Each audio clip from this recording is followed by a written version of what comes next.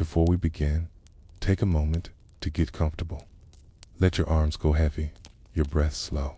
And as you listen, feel free to leave a comment sharing what time it is, where you are, and what city or village you're listening from. It's love to know. And if you'd like more quiet stories like this one, don't forget to subscribe so they gently appear when you need them most. Now, let's begin. They always tell you that Romulus founded Rome, that he was the first king, the first lawgiver, the first to raise the walls of the eternal city, that he killed his brother, Remus, for mocking those walls, that his actions, fratricide, and foundation, birthed a city meant to rule the world. But stories like that don't survive. Untouched, they are polished, reworded. They are trimmed to fit temples and textbooks. They are carved into marble by the hands of victors. And if you listen closely, you can hear what's missing. This is not just the story of who founded Rome. It's the story of who didn't, and why someone tried to make sure you'd never hear their name. The silence of the 1st century end. The 1st century BCE, Roman historians like Livy began compiling the grand saga of Rome's origins. Livy's A.B. Herb, Candida, from the founding of the city, is still cited today. In it, Romulus is described with reverence as both divine and ruthless, as chosen by the gods and destined to be king. But even Livy was uneasy. He admits, more than once, that the sources are obscured by time and twisted by legend. That much of what he writes is drawn from oral tradition, from myths that grew fat with retelling. There is something else he hints at, a shadow, an alternate version of events that he doesn't fully explore, but doesn't erase either. In one passage, Livy refers vaguely to those who say there was another before Romulus, but whose memory has not been preserved. Who was this? What name was lost? One wins, which was cessed as they were with lineage and legacilo, any part of their founding story to go missing. The tomb that shouldn't exist, 1899, beneath the Forum Romanum. Archaeologists unearthed what they believed to be the lapis niger, a mysterious black stone covering an ancient shrine. Beneath it, they found a block of volcanic tuff inscribed. In Old Latin, it was one of the oldest inscriptions ever discovered in Rome, and yet no one could fully read it. The language was archaic, closer to Etruscan structure than Latin. What they could decipher included warnings. Whosoever defiles this place shall be cursed by the community. And most intriguing, this is the place of the king. Not Romulus, not Rex Romula, just Rex, a king. Some scholars believed this was the resting place of Romulus himself. Others disagreed. The inscription was too old, too foreign, too out of step with the later Roman narrative. And then came a third theory, that this stone marked a royal predecessor or figure, erased from the canon, someone older than Romulus, someone buried in stone in silence, a shadow in the foundation mython, the oldest versions of the Roman origin myth. Before Livy's polished Latin prose, there were traces of alternative founders. Some Italic tribes believed the city had been founded, not by Romulus, but by a man named Rome, a descendant of Aeneas, or in other accounts, a son of Odysseus and Circe. In Greek versions, Rome was a woman Rama who lead, Kate, Trojan women in burning the fleet so their wandering husbands would settle. Then came Evandaran, Cadian, exiled, who founded a small settlement on the Palatine Hill centuries before Romulus was born. Kay's people worshipped Greek gods, spoke a Greek tongue, and left traces behind in the names of hills and streams. None of these names appear prominently in the official Roman founding myth. Why? Because they complicated the story. Because Rom's elites needed Romulus divinely born, wolf-nursed, warlike, and Roman through and through. No Greeks, no Trojan women, no exiled kings, just Romulus. He was clean, selectable, legendary. So what happened to the rest? They were buried in footnotes, burned in edits, and folded into myth until no one could be sure who had lived, and who had only been invented to be erased. The twin who vanished twice even in the canonical myth. Romulus shares the stage briefly with his brother Remus, but Remus's role is simple. He mocks the wall. He is struck down. He vanishes. Few Roman authors linger on Remus. Fewer still attempt to redeem him. And yet, Remus may not have been the passive figure he's made out to be. In the early fragments of Roman legend, covered from pre-Republican poetry and oral folk rites, there are signs that Remus was the elder, that Remus was the first to see the auspices, the birds in flight that signaled divine favor, that Remus may have been the original chosen one, until his brother struck him down and took his name. There's one preserved version, found in a marginal commentary on Virgil, where a scribe notes, Romulus claimed the 12 vultures came to him, but others say Remus saw 6 first, and thus began the count. It seems absurd arguing over birds, but in Rome, birds were everything. They were law. They were the God's will, and if Remus saw them first, it meant he had the favor of the heavens. It meant he should have ruled. So why was that version forgotten? The same reason all these alternatives were, because history is not written by the birds, it's written by the man. Survives the duel. When memory becomes dangerous by the 2nd century CE, Rome was a world empire.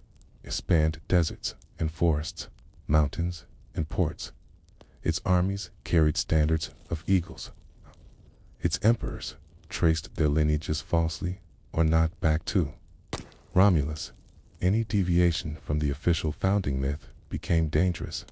There are accounts of scholars being censured for promoting non-Roman origins. One historian, Emilius Macer, was accused of foreign sympathies when he suggested Rome had Trojan, not Latin, roots. To suggest that Romulus wasn't the sole founder was to suggest Rome's legitimacy was flawed, and Rome could not afford flaws. Its monuments were polished. Its laws were divine. Its origins were perfect. Or so the Senate insisted. So they chiseled away the contradictions. They buried the stories of Remus, of Roma, of Evander. They locked the oldest scripts in temple libraries, and in doing so, they locked away the real founder.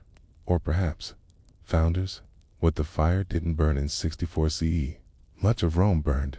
Temples, records, archives. Emperor Nero blamed the Christians. The Christians blamed Nero. But historians lost something to many of the oldest papaya family trees. Civic records, temple registries were destroyed. And yet, not all in a temple vault in Ostia beneath the collapsed granary. A set of wooden tablets were discovered in the 1800s. They were carbonized, illegible. They listed early religious rituals, and one line in Proto-Latin script read, "To the first twin, who crossed the river in silence, may the spring always return." No name, just the first twin, crossed the river in silence.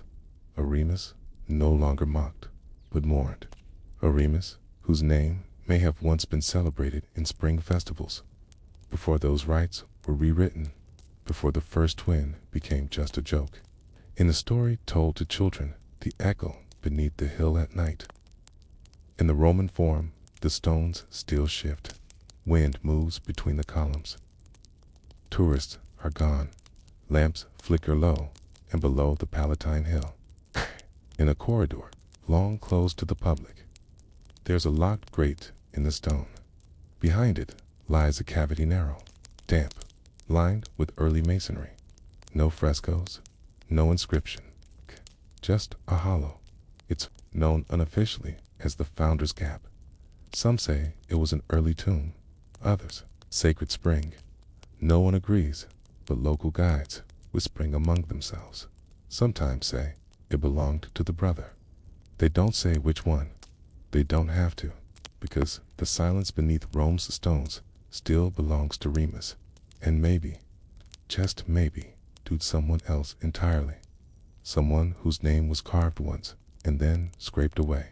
Someone whose ashes were scattered before the record was written. Someone who stood too close to power and whose memory had to be removed for the empire to begin again. The Roman hills do not forget. Even if the stories are changed, even if the names are smoothed over in marble or worn down in dirt.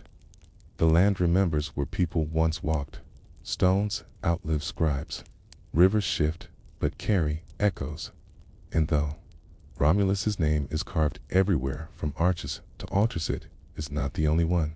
Rome once whispered, because long before the bronze she-wolf stood atop the Capitoline Hill, before temples declared the twin kings' divinity, and before historians locked his name into the calendar of time, there was someone else, a figure half seen, half known, a founder, not erased by mistake, but by design. And sometimes, the only place such people are preserved is not in parchment or prayer, but in the patterns of buildings and the strange quiet beneath them. Let us begin with a wall that shouldn't be there. The Murus, Street Tully, a wall too early on the Esquiline Hill, far above the lower reaches of the Forum. There once stood a wall. It is called the Murus Servi Tully, or Wall of Servius Tullius, named after Rome's sixth king. It's built of volcanic tuff. It winds over ancient terrain like a serpent made of stone, enclosing the early city in a rough oval. Archaeologists assumed for years that it dated from the 6th century BC, exactly where Rome's history places the rule of its semi-legendary monarchs.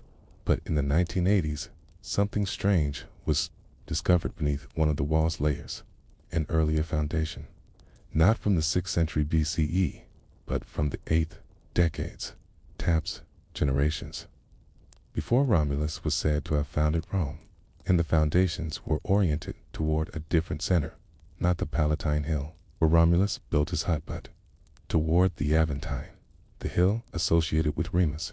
This alone would not be enough to suggest a lost founder, but paired with ancient maps and old city rituals, a new theory emerged that an earlier settlement built on a different hill had once served as Rome's ceremonial center, and that someone sometime had moved that center deliberately. The Aventine rituals that never left in Roman religion. Place was everything. Rites had to be performed on the right stones, at the right altars, on hills that remembered their function. Every year, Tellia Festival was held on April 21st, marking the founding of Rome.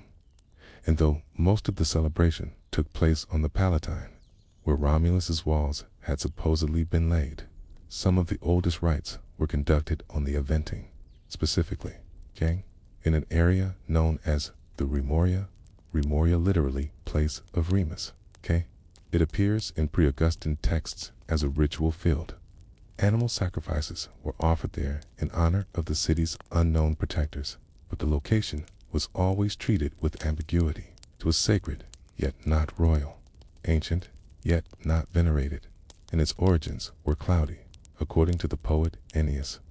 Writing in the 2nd century BCE, there, beneath olive trees and vultures' wings, Remus marked the boundary. Some scholars believe this was the spot where Remus saw the birds his auspices.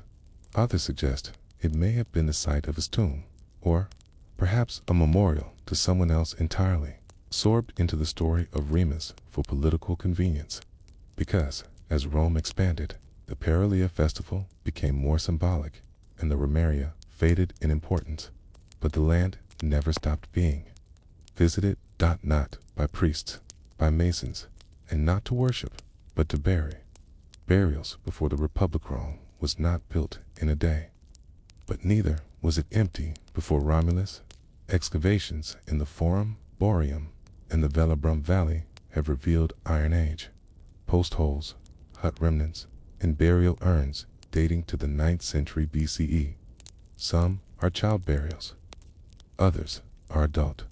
All were arranged facing the river, and one tomb discovered beneath what is now a busy traffic circle contained a male skeleton adorned with bronze fasteners, a red gopher shell bracelet, and a broken ceremonial blade.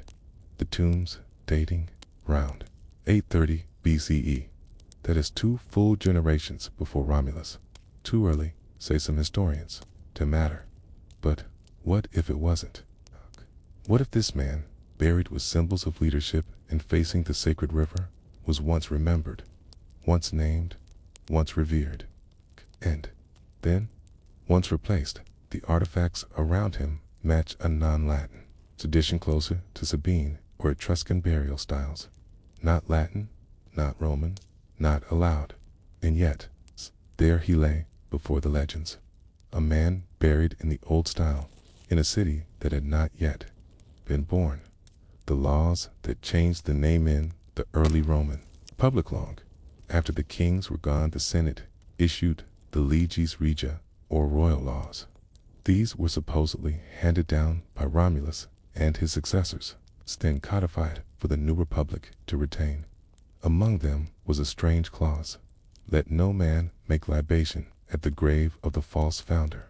It is recorded only once in a fragment from the jurist Sextus Pomponius, and no name is given, but the language is curious. False founder. False by whose standard? False because his version failed, or false because his story no longer served. The clause was buried deep within a scroll on public religious behavior, never again repeated. It seems designed not for enforcement, but for deletion, to warn, to erase, and to forget, a legal burial of a memory, and perhaps of a man. When the monuments no longer matched by the time of Augustus, Rome was being rebuilt. Marble replaced mud brick. Arches lined roads that had once been rutted trails. A new city emerged shaped by empire, not tribe. And Augustus, the first emperor, had a problem. He needed a founding myth that unified, that justified his rule, that didn't leave room for siblings or second claimants. So, under his rule, Romulus was deified, literally made a god. Quirinus, guardian of the Roman people. Temples were built, coins were minted, and statues were erected. One statue, placed in the temple of Romulus on the Via Sacra, depicted the founder as a muscular, bearded man in a toga with a sheave off at his feet and 2 children looking upward. The children were never named, but whispers remained that Romulus had not stood alone, that another had been with him, not behind, not beneath, but beside, and that both had claimed the city together. Before one was removed, the statue was damaged in the 4th century. A single word chiseled off its base: Frata brother. The temple with no name in 1957. Beneath the ruins of Santa Maria Antiqua, a Christian church built atop Roman foundations, archaeologists discovered the remnants of an earlier building, a shrine lined with black tiles. Its columns were broken, but beneath the rubble was a small altar, carved with symbols, a pair of crossed birds, a river flowing between them, and the single word Sylvanus. Sylvanus was a Roman forest god, protector of boundaries, walls, and beginnings, and while commonly worshipped in the countryside, his presence in the heart of the city was rare. But even more unusual was a faded inscription near the altar's base: to he who saw first. No name, but birds were involved, and boundaries in first sight. It didn't take long for historians to draw the link. This was an altar to the man who saw the auspices before Romulus. Whether Remus or someone even earlier, the implication was the same. Someone else had once been honored here, quietly, without statues, without titles, but remembered, and then forgotten. Rome's memory is a palimpsest. K is a manuscript that's been scraped, cleaned, and reused, but under the surface, traces of the old ink remain. Ghost words that scholars recover with care. Rome is like that, a city rewritten again and again. Each emperor, each senate, each poet scratching away one story and layering another. But the past does not vanish. It waits beneath the roads, beneath the laws, beneath stories told so often we forget they were designed to be told that way. The real founder of Rome, such a person ever existed may never be named again. He may have been Remus. He may have been another. He may have been buried under a law, a stone, a fire. But he is not entirely gone, because cities cannot erase everyone. They can only convince us to stop asking, stop asking. There is a sound to Rome when it sleeps, not the modern city of engines and footsteps, but the ancient one, the ghost Rome, buried in layers of ash and foundation. It hums beneath the cobbles and the catacombs, a memory carried by the wind through archways that no longer stand, and when all the voices of emperors and orators have grown quiet. What remains is that hush between stones, the breath of a city, trying not to be remembered, because history is not just what was preserved, it is also what was allowed to remain. And, in Rome, that permission has always been political. By the time Augustus came to power in 27 BCE, Rome had already lived several lives. It had been a monarchy, a republic, a battlefield, and a myth. But Augustus understood something others before him had not, that the future of Rome rested in how the past was told. So he rewrote it, not with fire and force, though he had used both to get there, but with marble, with calendar reforms, with carefully curated myths. And at the center of those myths stood one man, Romulus, the divine twin, the wolf child, the king who killed his brother to build the city that would rule the world. But what Augustus and his scholars quietly erased was the contradiction buried in the oldest stories, that Romulus may not have stood alone, that he may not even have stood first. And that silence is what we now try to listen for. The forgotten calendar, before the Julian calendar, before even the Republican fast to Rome, measured time in festivals and priestly cycles. Each month was a living entity, marked by agricultural science, star positions, and the behaviors of birds. One of the most sacred days was the Nine Caprodine, the nones of the wild fig, held in July. It was a celebration tied not to Romulus or Mars, but to a mysterious figure associated with the Aventine Hill. Women, especially servants and freedwomen, would gather beneath a wild fig tree and reenact an escape, running, hiding, and eventually feasting in secrecy. The legend behind the rite is debated. Some claimed it honored a slave woman who saved Rome from the Latins. Others whispered that it honored the real founder, one who had to flee or was chased away. But what made the date notable was not just its rituals, it was the fact that 4 decades after the city's official founding was fixed to April 21st, many common Romans still referred to the nones of July as dies antiquus orbis, the city's ancient day, not the founding day, the older one, a leftover from a previous reckoning of time, a reckoning that no longer matched the myth. The statue with no face seen, 1902, while excavating the foundations of the Basilica Aemilia along the northern edge of the Roman Forum, archaeologists uncover fragments of a statue base unlike any other found in the area.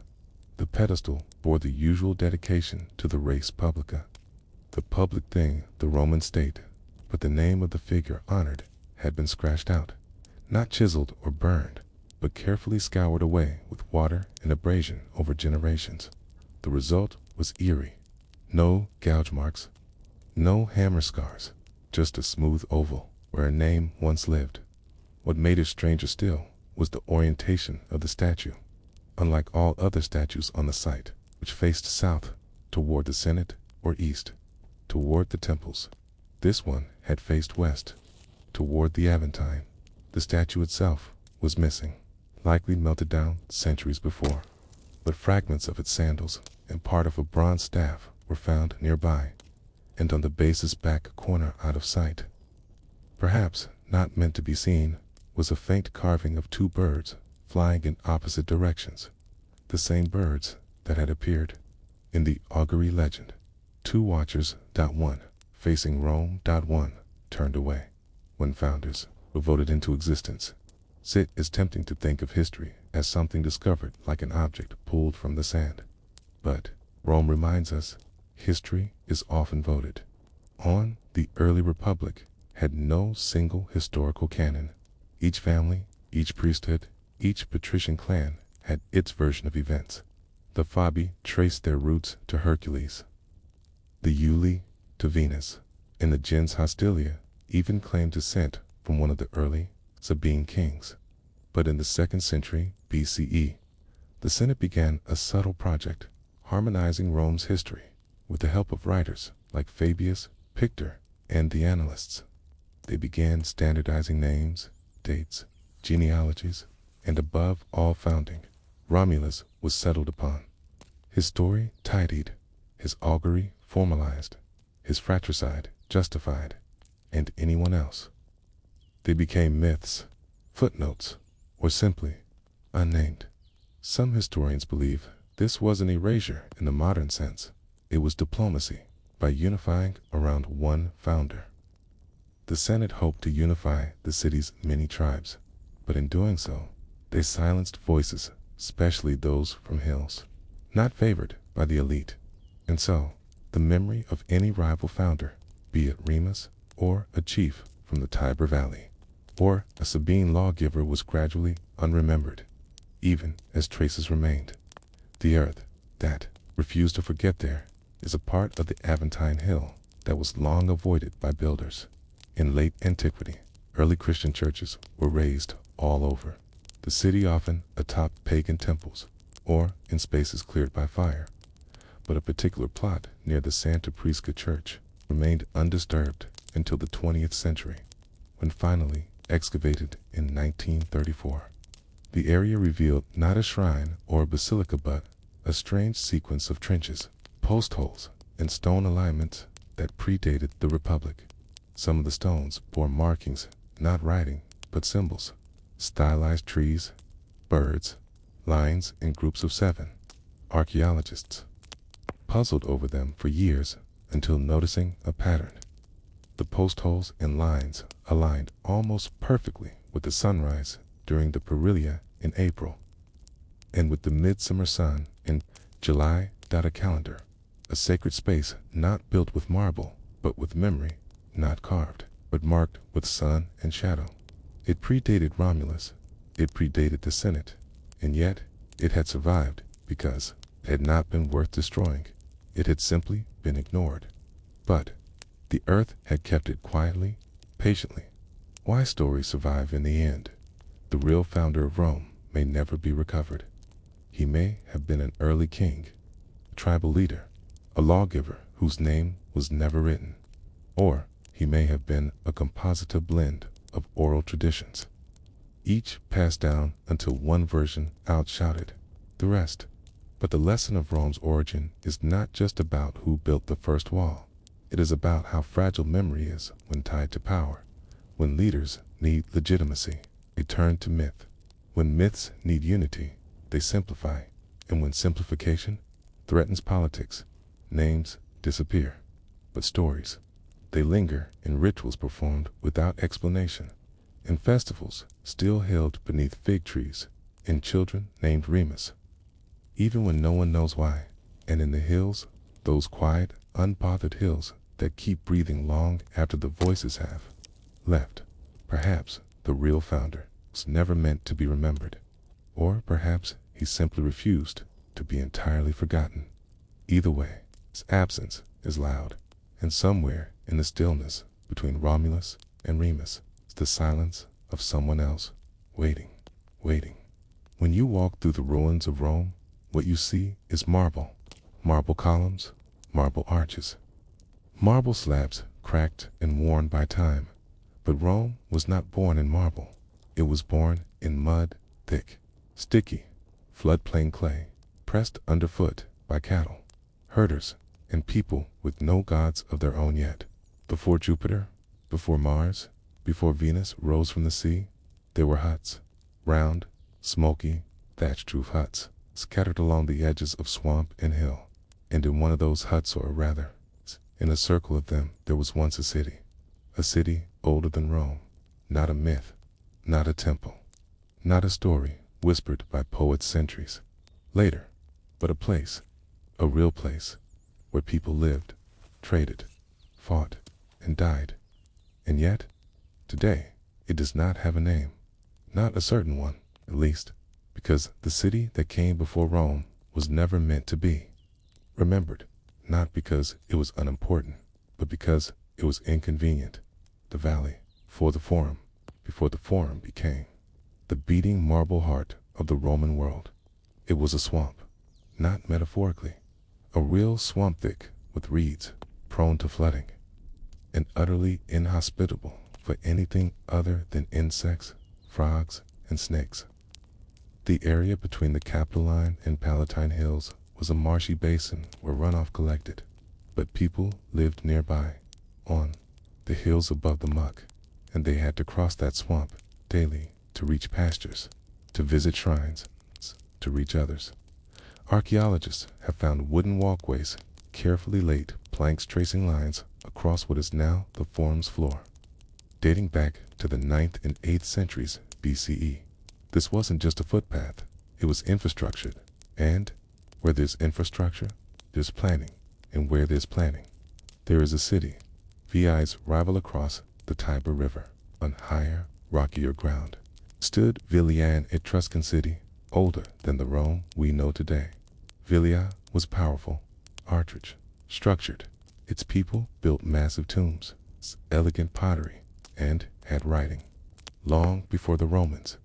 But what matters more than VI's strength is the fact that it had a rival, because city-states don't grow strong in isolation.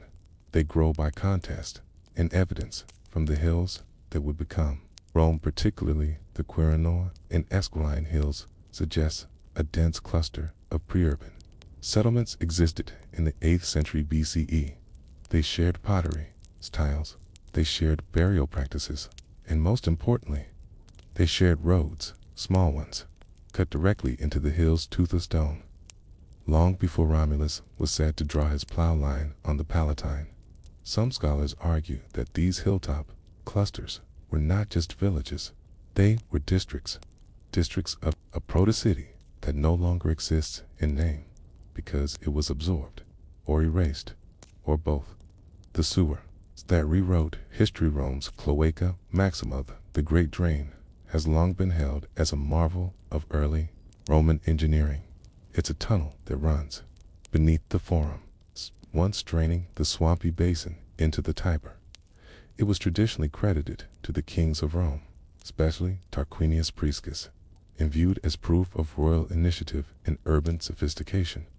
But the drain itself predates those kings. Sections of it lined not with later stone, but with early timber date to the 7th century BCE or earlier.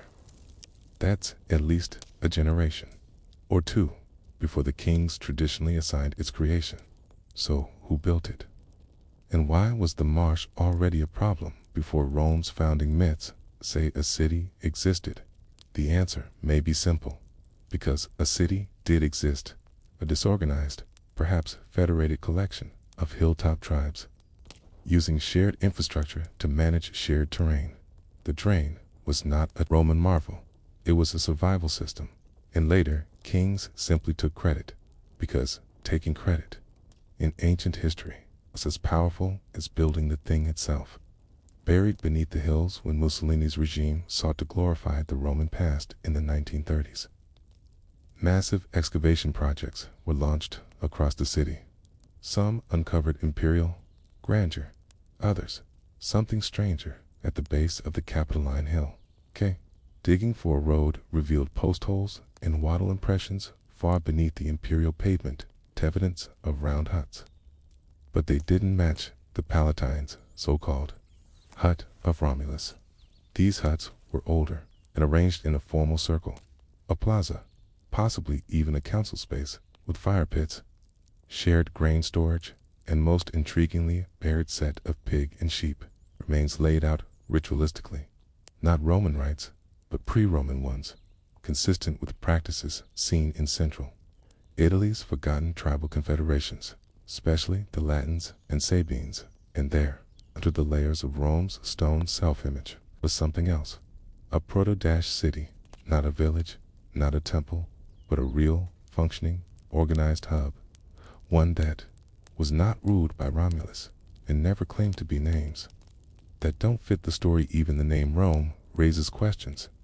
The Latin Roma is traditionally tied to Romulus, of course, but some etymologists trace it to the Greek Rome p mu eta, k, meaning strength. Others suspect an older Etruscan route. Still others point to Roman, an archaic name for the Tiber River itself. What if the city was named not for a man, but for the river, or for a god of the river, or for the land it sat upon? What if Rome was never the name of a founder's dream, but the name of something already there? Something older, something that didn't need marble or myth, only mud and memory. A city erased by adoption. One theory among modern historians is that the early city that became one was not conquered. It was adopted, folded into the founding myth as a convenient origin point. Romulus becomes the face. The kings that follow give it shape. But the people, they were always there, living on the hills, farming the valleys, worshiping gods whose names did not survive the Senate. The city that existed before Rome didn't vanish. It was overwritten, like a palimpsest. You can still see its shape beneath the stories, if you squint. Ghost town beneath the eternal city. Not gone, just unlabeled. What else was forgotten? Somewhere in the Capitoline Museum is a broken ceramic. It's panel part of a roof tile discovered in the early 20th century. It's not much to look at. Brown, cracked, faint lines scratched into it. But those lines are not random. They form a small pattern, a cluster of spirals and hash marks, consistent with early italic script, and the symbol at the center. It doesn't match any known Roman deity, or even any Etruscan one. It is unique, likely the sigil of a local spirit, a hill guardian, worshipped by a people who lived where the Senate would one day stand. People whose name we no longer know, because Rome had no use for them in its origin story. But they were real, and their city, now invisible, may have once been everything. What does it mean for a city to die? You might imagine flames, invaders, the clash of steel on stone. You might picture smoke rising from rooftops, temples broken into rubble, statues thrown into rivers. But most cities do not die this way. Most cities disappear quietly, layer by layer, memory by memory, till the place itself is no longer visible, and only its replacements are left standing. The city beneath Rome did not burn. It was not sacked. It did not collapse under plague or famine. It simply became unnecessary to remember, and so it faded. But it did not vanish. Its shape still whispers through the streets. Its paths still lie buried beneath courtyards and drains, and its breath rises through cracks in the cobbles. If you know how to listen for it, the forgotten city was covered. But it refused to stay still. It shifted, resisted, and on occasion rose again. The builders who dismantled the past in the early republic, Roman builders, needed stone. The volcanic hills that ringed the early cities, especially the Aventine and Esquiline, were rich in soft tufa, a porous rock that could be cut easily and shaped into walls, thresholds, and drains. Quarries were dug into the same places where earlier settlements had once stood, and with each swing of the pick, new wall was erected and an old one destroyed. Some construction records survive from the Temple of Jupiter, Optimus Maximus, built atop the Capitoline Hill. They note reused stones found pre-carved, as one document describes, in shapes inconsistent with the temple's own design. Where had those carved blocks come from? From earlier structures, likely religious in nature, that once stood nearby. They were pulled apart, their decorative elements chiseled, smooth, and set into new foundations. But the builders didn't erase everything. Some stones were too heavy to move, some carvings too deep to sand away. And so, within the walls of Republican temples, There are still faint marks, spirals, knots, symbols that have no place in Roman mythology. Remnants of a belief system that predates Jupiter, Juno, and Mars. A system now without a name, but not without form. The thresholds that outlived their doors along the Via Sacra near the Arch of Titus. Fragments of older roads lie beneath the more familiar basalt paving stones. These fragments are not wide boulevards, they are narrow, rutted lanes, built from reddish tufa and grooved by the pressure of repeated foot traffic. One such lane leads to a dead end today. It stops at a modern retaining wall, but archaeologists have traced its original line beneath that wall, through centuries of debris, and into what would have once been the valley between the Palatine and Cillian hills. There, they found thresholds, not grand archways, just slabs, flat, smooth stones carved with foot-width notches places, where wooden doors once swung open and shut. These weren't the doors of palaces or temples. They were homes, mud brick homes with stone thresholds, carefully carved, and they were old. 7th century BCE, at least, perhaps older. The homes had been built, abandoned, and built over again more than once. Later structures reused the foundation lines, but changed their purpose. Where one house stood, a food market was erected. Where another had burned, a storage hall took its place. And yet, the thresholds remained, because they were strong, because no one bothered to remove them, because memory in stone does not ask to be remembered. It simply waits. The gods that came before the gods Rome had hundreds of gods. The ones we know, Jupiter, Mars, Venus, were part of the official state cult, but beneath them were layers of older divinities, called the indigetes and depinities, spirits of place, hearth, and threshold. Some of these names have survived only in fragments.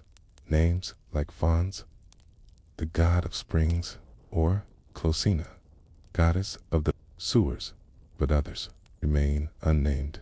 In 1975, during a subway extension near the Esquiline Hill, workers uncovered a circular stone basin, cracked but intact. It contained no offerings, no statues, only ash, soil, and 3 small objects: a curved blade, a blackened pine cone, and a smooth stone with a hole through its center. No inscription marked the site. No Roman records mention a shrine in that area. Yet, carbon dating placed the basin's last use in the late 8th century BCE, for the city's traditional founding. The basin had been carefully buried, not destroyed, just hidden, perhaps by people who still remembered the god it honored, or by people afraid of what forgetting might bring. The bones beneath the stone, beneath the Forum Boreum Rome's old cattle market lie. Dozens of burial pits. Some are formal, deep, squared graves with funerary jars and folded limbs. Others are chaotic, multiple bodies twisted together without goods or markers. One trench, excavated in the 1990s, revealed something stranger still. 2 adults and 1 child buried together. No grave goods, but above their heads, a flat stone had been laid, carved with parallel lines, a primitive marker of some kind. One line, at the edge, is curved. The whole thing looked like a crude map, a stylized image of the Tiber winding past clustered mounds. Were they builders, victims of a flood, a family who died in obscurity? Their DNA suggests they were not related to each other. Their isotope levels suggest different diets, perhaps even different homelands, and yet someone placed them there together, under a carved stone, under the future heart of Rome, and then forgot them, or pretended to, because by the time the Forum Boreum was built, their presence would have been inconvenient. Best to build over them, best to start fresh, as if nothing had come before. A ghost in the ritual every year in the earliest days of the Roman Republic. The Argive ceremony took place. It was strange. Priests and Vestal virgins would process through the city, visiting 27 shrines. The sacraria are dorm located at key boundaries and crossroads. At each, they collected human-shaped straw figures, dressed in old-fashioned clothing. At the end of the ritual, they would throw the straw men into the Tiber. Why? No one really knew by the late Republic. Even the priests performing the rite admitted they no longer understood its meaning. Some said it was a substitute for human sacrifice. Others said it was a symbolic purging of the city's enemies. But the name Argi comes from Argos, the Greek city. What if the ritual remembered something older? What if it reenacted the replacement of one people by another? What if the straw figures were stand-ins for the city that came before? A yearly reenactment of forgetting, a quiet apology, or a quiet boast? Either way, the ghost was never entirely exert. Why the city still breathes walk, roam, and dawn when the tour buses have not yet arrived and you can feel it. Not just the grandeur, not just the age, the layers, the strange sense that the street you are on used to be something else. That the corner cafe sits atop a fountain. That the tunnel beneath your feet once echoed with hooves and whispered names now lost. The city beneath the 7 hills did not die. It was REBRANDED. It was overwritten, and yet it continues to rise in the stray alignment of a wall, in the pattern of an alley that makes no sense, in the sudden softness of the soil. Beneath the paving stone, the forgotten city still breathes, because it was never really gone. It was simply made invisible until someone dug too deep, until a stone slipped, until someone asked what was here before. Okay? And silence, for once, did not answer. The ground did.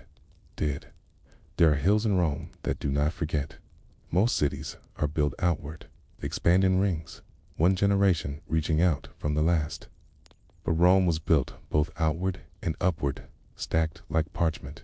Every era layered over the next, every ruler demanding new stone, every architect obeying until the earth itself became a kind of memory. You could dig and find centuries in reverse, but not every hill gave its memories willingly. Only one kept, resisting the Janiculum, not counted among Rome's famous 7 hills. Those were all on the eastern bank. The Janiculum rose quietly on the west, crossed the Tiber, green and steady. Today, it feels like a viewpoint, a place to gaze down at the city's grandeur.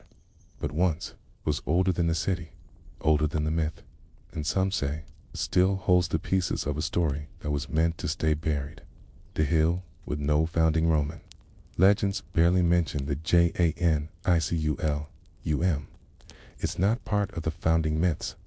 No temples to Romulus stood there. Tia, auguries were read from its summit.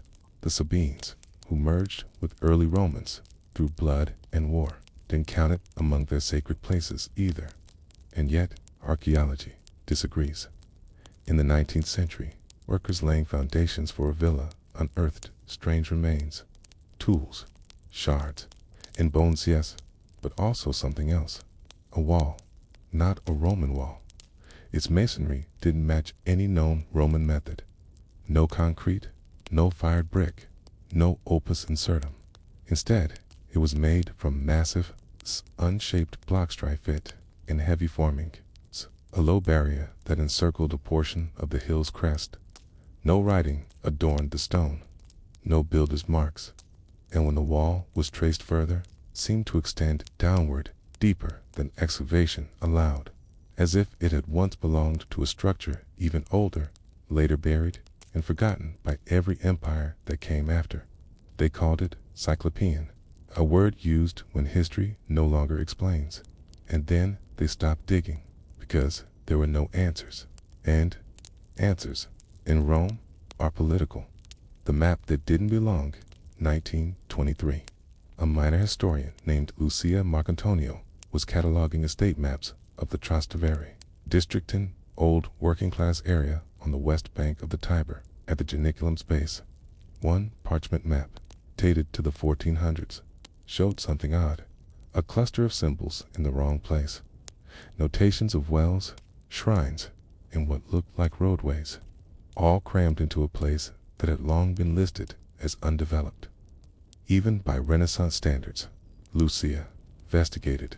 She walked the streets shown on the map. Nothing matched. But when she brought the map to an archaeologist friend at the university, they noticed something else. The symbols resembled Etruscan notation. Not Latin, not medieval, older, but the area had never been listed as an Etruscan site. There were no known necropolises there, no graves, no votive offerings. So why was an Etruscan-style map inked into a 15th century parchment? The answer may be that it wasn't a map at all. It may have been a memory, a copy of a copy. It's passed down through centuries, preserving the outline of something that was already lost by the time Romulus raised his walls. The Shrine of the Hollow. Went in the 1960s, during an unusually dry spring. A gardener at the Spanish Academy on the Janiculum noticed something strange in the soil. A low hum, a hollow, fluttering sound, almost like air moving through a pipe, but there were no pipes. He alerted the groundskeeper, who dug into the earth and discovered a shaft square, lined with bricks and leading downward. At its bottom, 5 meters down, was a stone basin. Inside the basin, charred remains of pine, olive leaves, and a handful of barley grains. Long fossilized, no bones, no statue, just signs of ritual. Experts were called. It turned out to be a kind of open-air shrine, perhaps for seasonal offerings, but the shaft was older than the bricks around it. The lower stones had no mortars and no tool marks matching. Known Roman implements.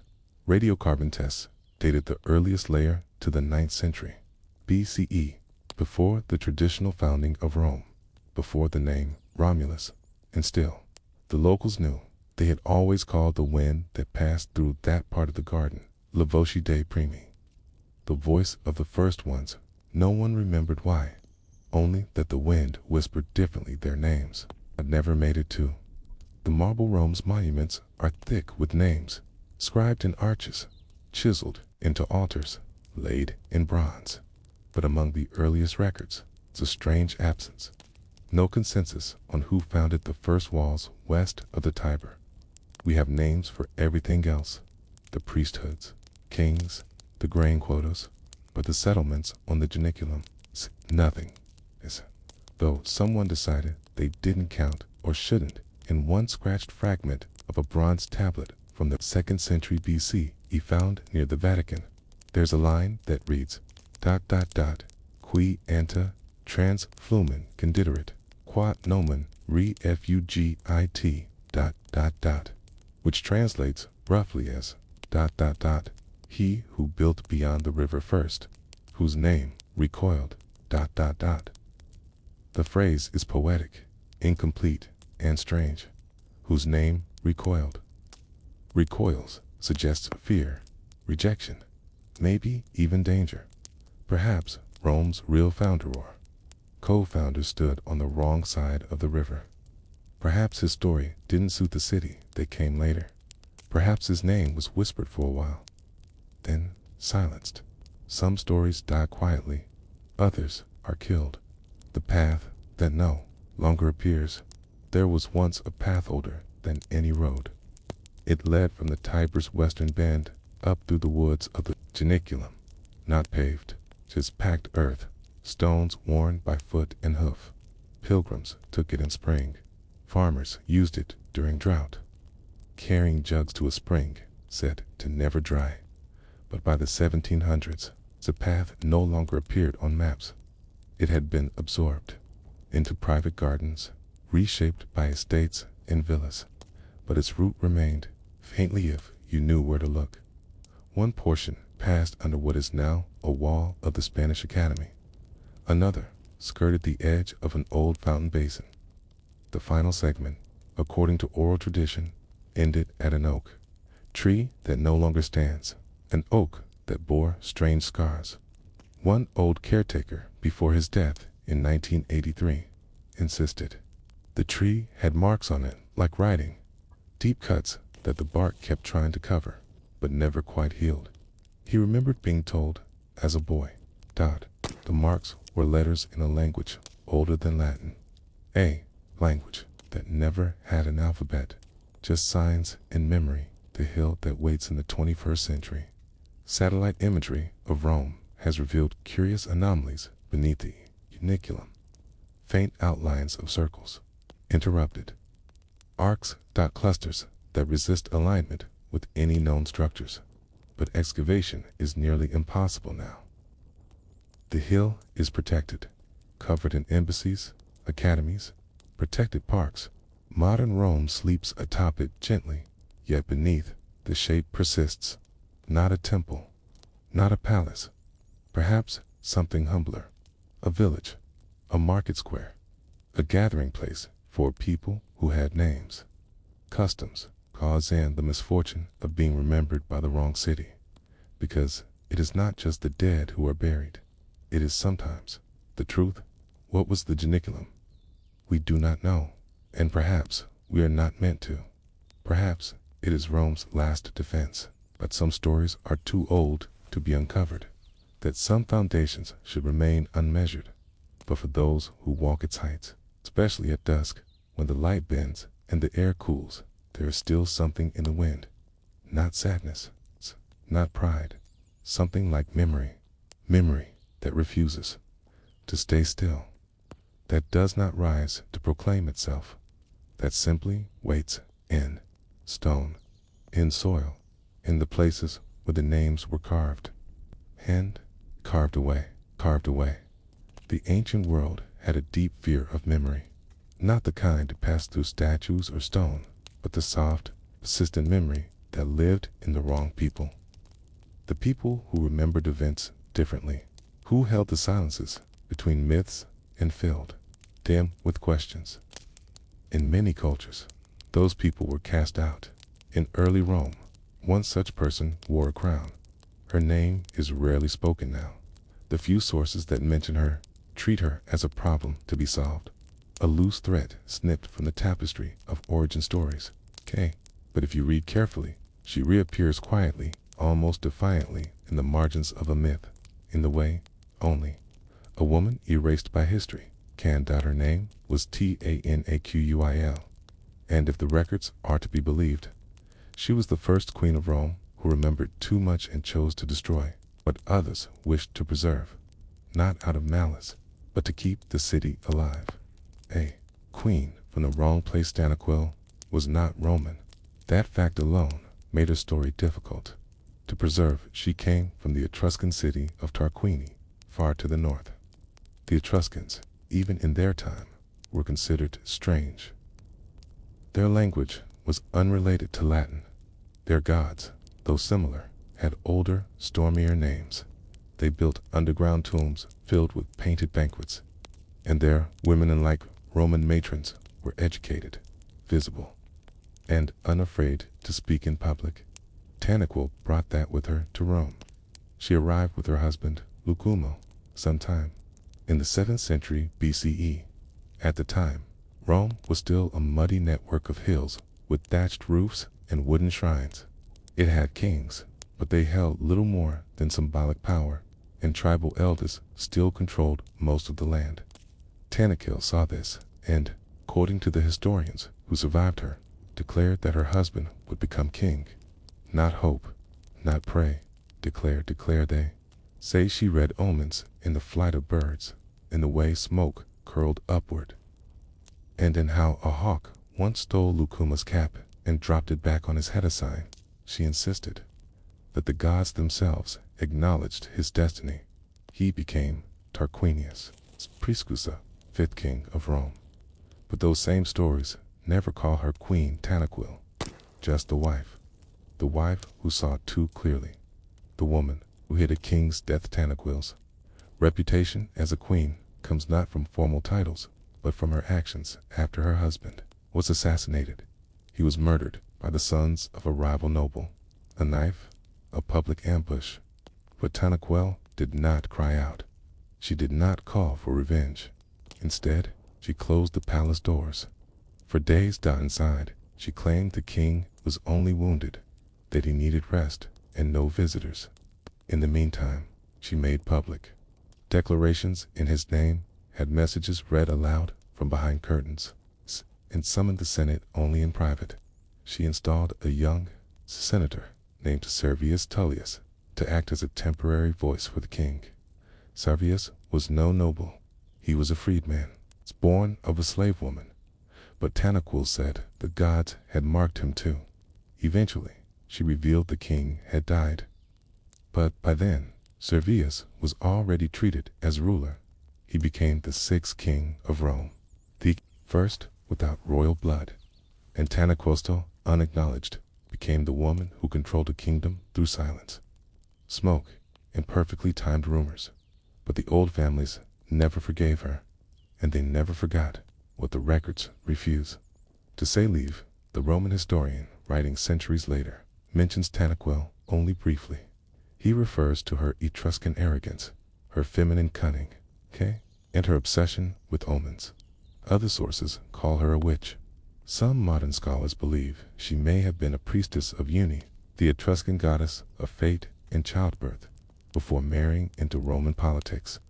The Etruscans believed women could wield sacred power through interpretation of dreams, of celestial signs, of the winds themselves, and Tanaquil's skill was in interpretation. She read not just the sky, but people. She saw the fractures forming between Rome's tribes, the instability of the old kings, the growing influence of landholders. She knew that Rome's survival required change, but change requires forgetting, and forgetting requires fire.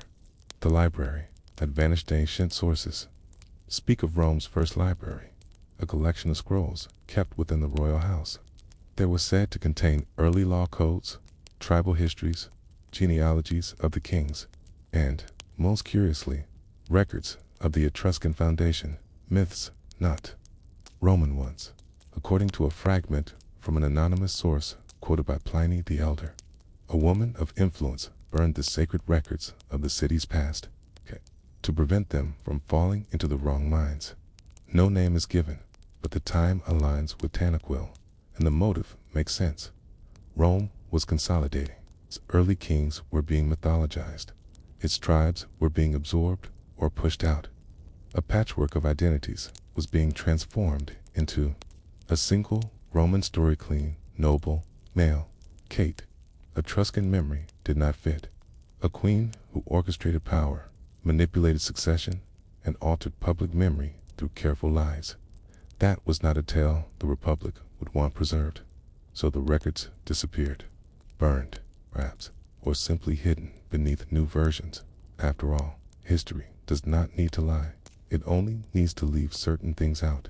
The walls that still whisper today. The Regia, the ancient king's house, still exists in part. Or rather, its ruins do. They sit near the Roman Forum, worn low by time, partially rebuilt, mostly ignored in the foundation layers. Beneath the Republican additions, archaeologists found remains of Etruscan brickwork, distinct in style and clay composition. One chamber, buried in collapse, contained fragments of incised tablets and charred wood. No full texts, just splinters, but a few bore symbols not found in Latin. They match early Etruscan script. The fire damage dates to the correct period, early 6th century BCE, and nearby, buried urn bore a single scratched word: Tinia, the Etruscan sky god, the god of decisions, the god invoked before changing destinies. Scholars debate whether this was ritual or accident, but some believe the chamber was a private archive, and that Tanaquil, or those loyal to her, destroyed it purposefully to remove what should not be remembered. Or to protect it from those who would rewrite it. The silence that followed after Servius Tullius' reign ended violently. At the hands of the Tarquin family, Tanaquil vanishes from history. No burial site, no temple, no festival in her name. The Etruscan influence she embodied began to fade from public life. Rome rebranded its kings as problematic. The Republic celebrated its birth as a liberation from tyranny, but the memory of a woman who predicted succession, managed the kingdom through deception, and possibly burned the first records of Roman history. La could not remain in a city built on myth. She was the wrong kind of myth, the kind that makes people ask questions, the kind that reveals how fragile founding stories really are. What did she burn? We will never know for certain. But perhaps it was not out of fear. Perhaps it was mercy. Tanaquil may have understood something about power that even later emperors forgot, that the most dangerous thing in a city is not a rebellion, a rival, or even a king. It is a truth told too early, and a memory kept alive by the wrong people. Better, sometimes, to set it alight and let the city grow from the ashes. By the time Rome had its 12 tables, the foundation of all Roman law, Tanaquil was long gone from memory, or so it seemed.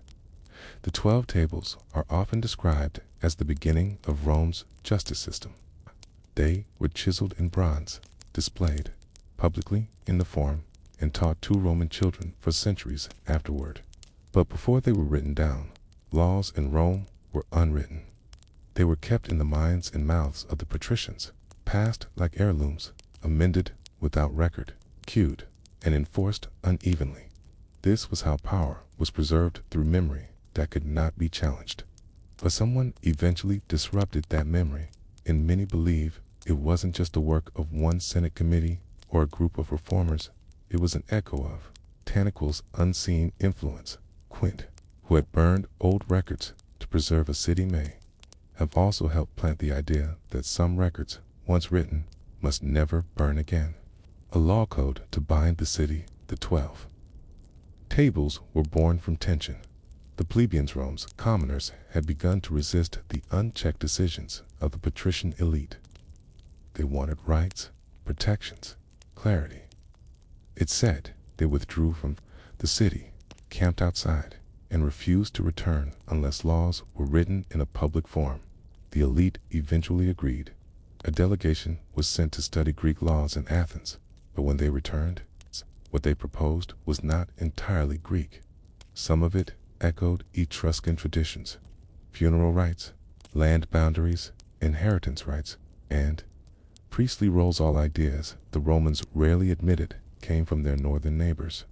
And more interestingly, certain clauses seemed to echo old customs, no longer in use: rules about women's speech at funerals, prohibitions on burying the dead within city limits, oaths sworn to deities no longer publicly worshipped.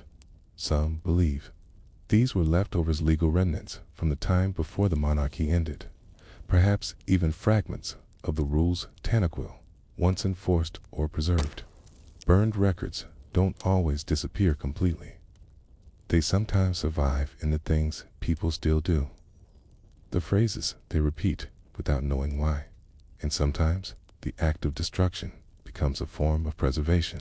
The woman behind the man. One of the most fascinating connections between the 12 tables and Tanaquil lies not in the law itself, but in the people involved in creating it. The chief lawgiver of the early republic was said to be Appius Claudius Crassus.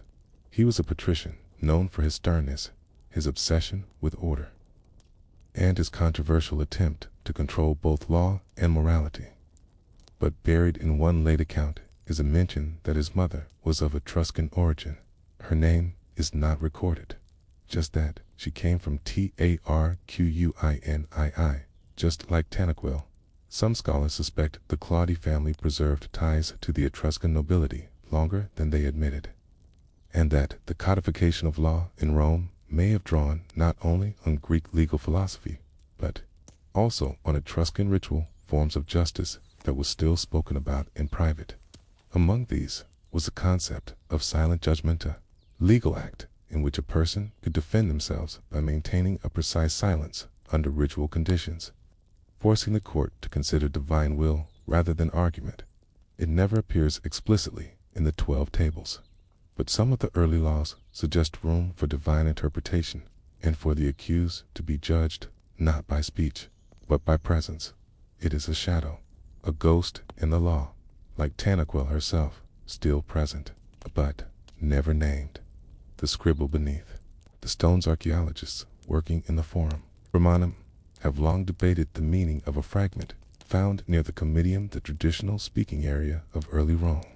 It's a sliver of tufa stone with part of an inscription in early Latin mixed with what appears to be Etruscan syllabary.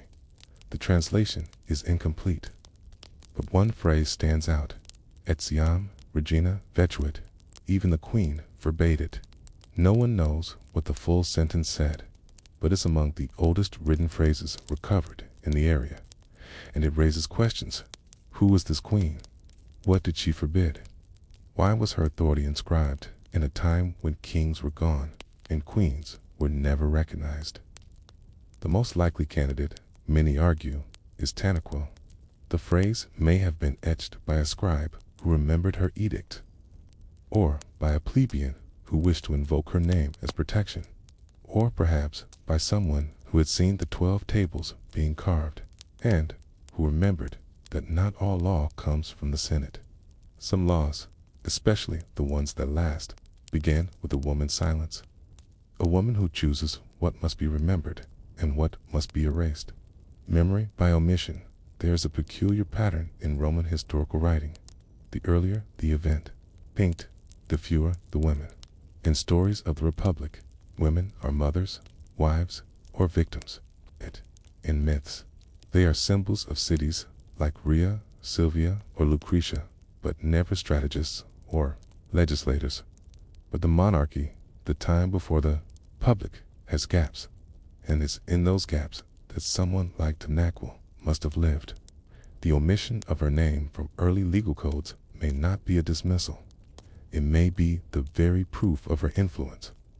Because in Rome, to be remembered was to be vulnerable. Statues could be torn down, names scraped from stone, lineages publicly corrected. Erasure wasn't failure, it was fear. If your memory was dangerous, it was safer to burn it. If your role was foundational, it was safer to write around you. Tanaquil may have understood that better than anyone, which is why she let the fire happen, and why the city she helped shape pretended not to remember. The stones speak louder days. In the Etruscan town of Tarquinia, visitors walk among painted tombs. They show banquets, acrobats, musicians, scenes of joy and ritual, not death. In one tomb, a woman sits beside a crowned man. She is shown not pouring wine, but pointing her finger directed outward. Toward the viewer, no label survives, but the pose is rare, and in the language of ancient fresco, it signifies authority, not deference.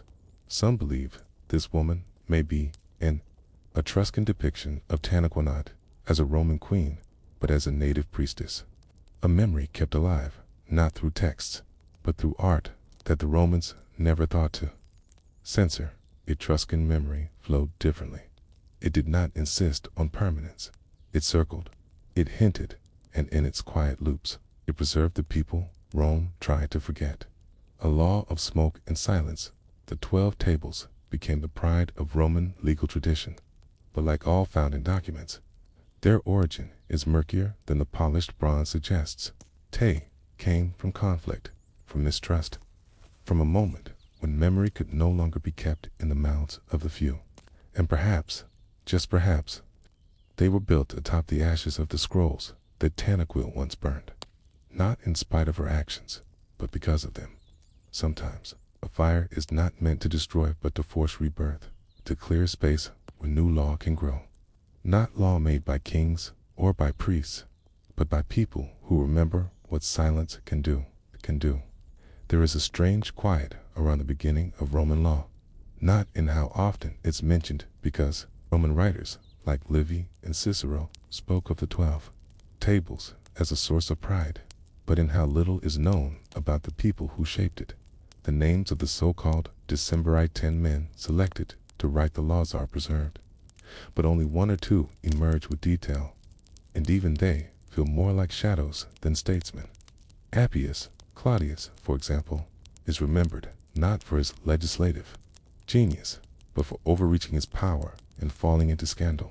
Others disappear entirely after the laws are written. But there's another presence in these early days, one without a name.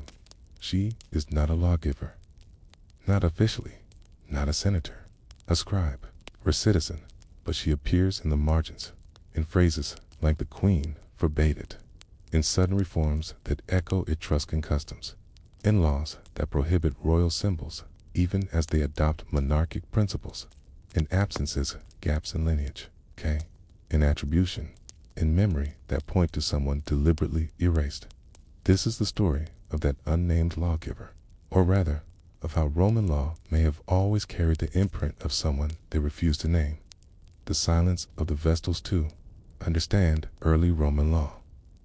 You must understand silence. Silence was not absence in ancient Rome, it was presence of another kind. In legal rituals, a moment of silence could mark the passing of divine judgment. In oaths, silence could signify a binding agreement. And in religious practice, silence often stood between the mortal and the sacred. No group understood this better than the Vestal virgins. The Vestals kept Rome's sacred flame alive. But more than that, they were guardians of a kind of legal purity. They could pardon criminals, own property, and testify without a male guardian, a radical exception in a world where women's voices were tightly controlled. Their power did not come from words. It came from presence, from stillness, from being the unchanging center of civic life, even when laws shifted. Some believe Tanaquil shaped the Vestal tradition in its early form. Vaci, coming from Etruria, where priestesses held high public roles, instilled in Rome the idea that religious silence could be more powerful than political speech, and that idea filtered into the law. In the 12 tables, there are references to religious punishment, to divine retribution for false speech, to rules governing silence in ritual. But the authors of the laws are silent on their source, as if the tradition was already old, as if someone had already given Rome its moral backbone, had been buried beneath it. Laws from the hearth in Roman homes. The hearth was sacred, not just a place for warmth or cooking, but the heart of legal identity. It was the hearth that determined your household gods, your rituals, its claim to ancestral protection, and in early Rome, who guarded the hearth? Not the father, not the senate, but the mother. Women controlled the rights of the home. They invoked the Lares and Penates, the guardian spirits of house and pantry. They interpreted omens, tended the sacred flame, and taught their children the rhythms of the year, the calendrical logic that later underpinned legal timing. So, when Roman law began to codify time, when to marry, when to plant, when contracts were binding, it codified women's knowledge without saying so. The calendar was sacred before it was civic, and the priestess who oversaw the New Year rituals, she wore Etruscan robes. Some say that garmented deep purple stole with gold trim was first worn by Tanaquil herself, she who read omens from the flight of birds, she who told Servius Tullius that he was destined to be king, she who, when her husband was struck, pretended he was alive long enough to install her choice of successor. All of this came from the hearth, not the battlefield. And when the law took shape, it took its cadence from home rituals long leagued by women. The case of the stolen fasces, one of the oldest legal mysteries in Rome, involves the fasces, the bundle of rods and axe carried by lictors as a symbol of authority. Originally, they were a royal emblem, but after the monarchy fell, the fasces were retained now symbols of magistrates, not kings. This was strange. Why keep the iconography of tyrants if the Republic wanted to distance itself from monarchy? Some say it was because the fasces were too old to be erased, that they predated kingship as Romans understood it, that the fasces were not Roman to begin with but Etruscan in Etruria. The fasces may have symbolized not coercive power, but communal judgment, tan emblem carried by arbiters, not a autocrats. In that reading, Tanaquil's people brought the fasces to Rome not as a royal device, but as a legal one. And when kings fell, the object was reinterpreted, its meaning shifted, its origin forgotten, but the shape remained. Symbol of law that came from elsewhere. A reminder that some of Rome's most enduring legal customs were not born in Rome, and not born of men. A legacy etched in bronze. The original 12 tables were displayed publicly in bronze, but the bronze tablets were lost long ago, burned, looted, or melted for their metal. What survives are scattered phrases, reconstructed by later authors, quoting them centuries after the fact. And yet, even in these fragments, patterns emerge. Certain formulations, such as those concerning land inheritance, women's guardianship, and the protection of slaves, suggest legal logics inconsistent with the known Greek influence. They suggest, instead, a hybrid model. 1. That protected ancestral land rights that allowed certain women to remain legally independent after 3 years of continuous marriage. That banned excessive mourning rituals, perhaps as a reaction to Etruscan funerary customs, or perhaps as a way to reshape the public image of grief. All of these rules reflect cultural tension between past and present, between Etruscan and Roman, between royal tradition and Republican clarity, and someone, perhaps more than one, precipitated that tension, not as a legislator on a dais, but as a memory in the room. Queen remembered in the margins. What they couldn't burn, you can burn scrolls. You can melt tablets. You can silence names, but you cannot erase rhythms. The way festivals fall on certain days. The way Roman weddings mirror Etruscan rites. The way women's roles in inheritance law shift, then shift back again, as if remembering something older. These are not accidents. They are memory made mundane.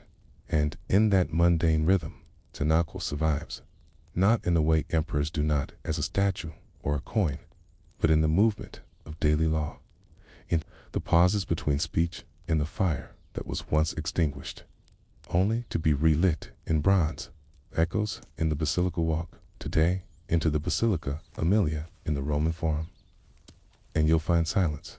Its columns are cracked, its floors worn, but somewhere beneath the stone, beneath the reconstructions and tourist paths, lay the older basilica spaces where early Roman judges once convened. In one corner, a fragment of flooring remains, a slab with faded Etruscan, geometric patterning. It doesn't belong there. Technically, it predates the Republican Basilica, predates the Forum as we know it. Yet someone kept it, embedded it, as if to say, we remember, even if we pretend not to. That is Tanaquil's legacy. Not in laws she signed, not in scrolls she preserved, but in the shape of forgetting that still remembers. When a Roman senator stood to speak, he invoked more than his authority. He invoked the weight of memory, not personal memory, but even ancestral memory, something carefully curated, filtered through ritual, reinforced by marble, and repeated, until it no longer felt like history at all, but inevitability. The founding of Rome, as told in the Senate House, was not just myth, it was legislation. Romulus was not just a figure of origin, he was a template, a king who founded, a man who killed his brother for the good of the state, a warrior whose authority came from blood and ambition. But not everyone believed it, not every senator, not every priest, and certainly not every neighboring people, because long before the Senate claimed Romulus as its first gift to the Republic, other names had floated through the records, now scratched out, mistranslated, or quietly ignored. Some were local rulers whose deeds overlapped curiously with Romulus's. Others were kings of nearby hilltop settlements whose names bore suspicious resemblance to early Roman titles, and still others, like a man known in fragments only as Rumel, bore no myth at all, just logistics. Roads, water management, grain storage, things too dull to be myth, too practical to be remembered.